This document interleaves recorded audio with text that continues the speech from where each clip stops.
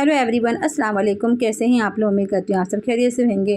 तो अल्हम्दुलिल्लाह आपसे दुआओं से हम सब भी खैरियत से हैं। तो आज मैं शेयर कर रही हूँ आपके साथ में इमली खट्टी मीठी चटनी है ना। मुँह में पानी आ गया ना, इमली का नाम सुन तो मुँह में पानी आ ही जाता है। तो यहाँ मैं 200 ग्राम इमली ली हूँ और यहाँ पर मैंने गर्म पानी कर ली हूँ। तो हम गर्म पानी में ही भिगोएंगे इमली को। तो हमें इसका पल्प चाहिए, तो चलिए हम इसे भिगो देते हैं। हम यहाँ पर 1 घंटा भिगो देंगे।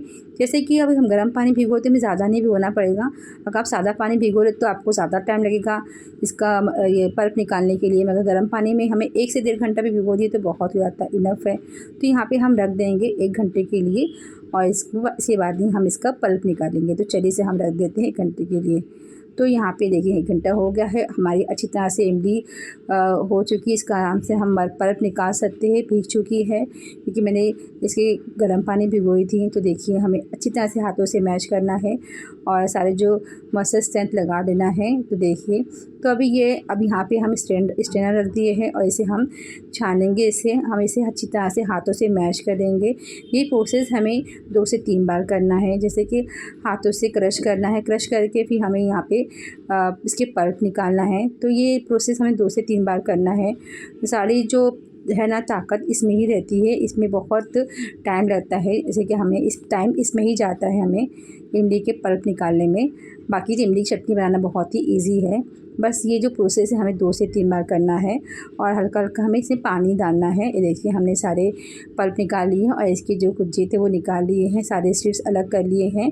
इसमें ज़्यादा सीड्स नहीं थी और देखिए हमारा पल्प रेडी हो गया है इमली का।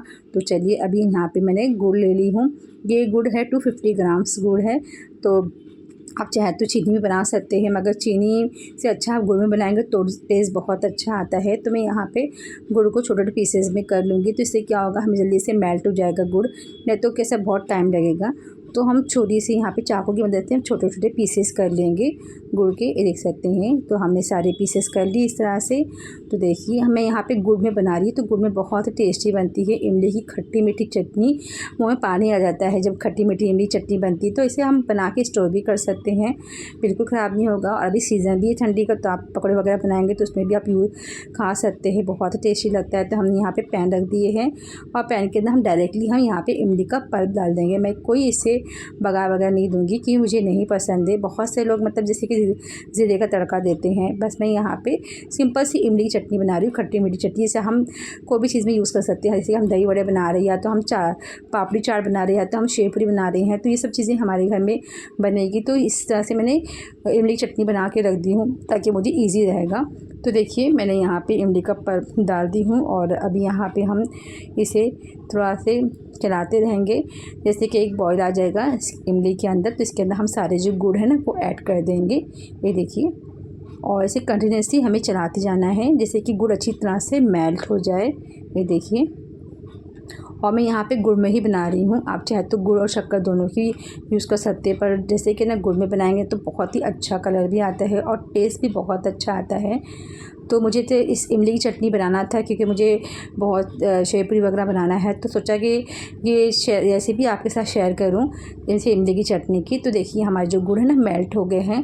तो यहाँ पे मैं सिंपल से यहाँ पे तीखा लाल मिर्च पाउडर डाल रही हूँ, आप टेस्ट के अकॉर्डिंग डालिए। तो मैं यहाँ पे और कोई चीज़ें ऐड नहीं करूँगी, बस मैं यहाँ पे मैंने 1 स्पून यहाँ पे तीखा लाल मिर्च पाउडर ऐड करी हूँ, जैसे कि हमें तीखा खट्टा मीठा तीनों का स्वाद आएगा।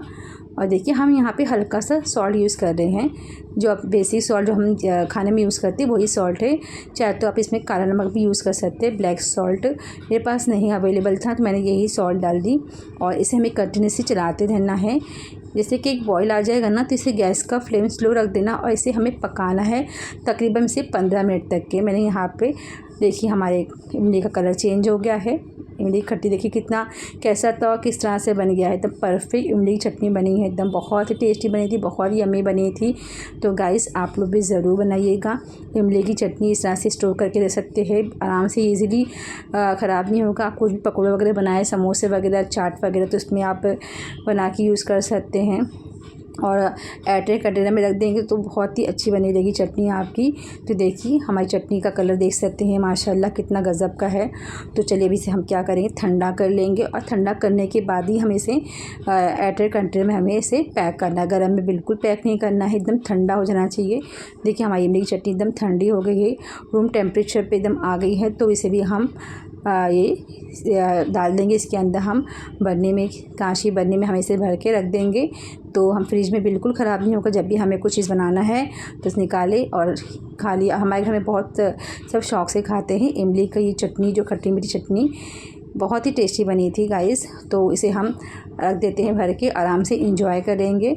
अभी तो सीज़न भी ठंडी का है तो अच्छी चीज़ें बनती है ठंडी में। तो देखिए हमने इसे पैक कर लिया है। एयरटाइट कंटेनर में रखने से क्या होगा, बिल्कुल ख़राब नहीं होगी चटनी। आप आराम से ईज़िली 1 से 2 मंथ तक यूज़ कर सकते हैं। और देखिए तो आप देख सकते हैं माशाल्लाह कलर भी कितना ज़बरदस्त आया है। तो बस हमें ऐसे ही चटनी का टेक्सचर चाहिए था।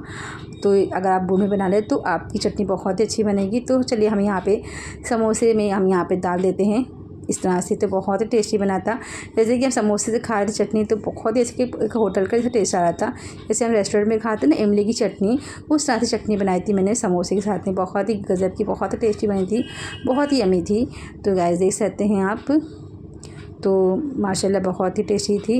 तो आप भी बनाइए, घर वालों को बना के आप भी बनाइए, इस तरह से स्टोर करके रखिए। अगर रेसिपी अच्छी लगती है तो कमेंट बॉक्स में ज़रूर बताइएगा। और मेरी वीडियो को लाइक करिए, फैमिली में शेयर करिए। चैनल पे अगर नए हो तो प्लीज़ सब्सक्राइब करना भूलें। नई वीडियो की नोटिफिकेशन के लिए बेल आइकन को प्रेस करिए। मिलती हूँ नेक्स्ट वीडियो में एक अच्छी रेसिपी के साथ में। तब तक के लिए अल्लाह हाफिज़। अपना ख्याल रखिए, दुआ में याद रखिए और